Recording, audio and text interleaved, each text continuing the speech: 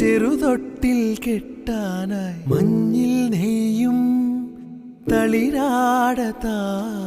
കുഞ്ഞിൻ മിഴിയെഴുതാ സൂര്യൻ വരവായിതാ കഥ ചൊല്ലി സ്വപ്നത്തിൻ തിരികൂട്ടാൻ ഞാൻ മുകിലോരം ചെന്നെത്താൻ ചിറകാവാൻ ഞാൻ അനന്ത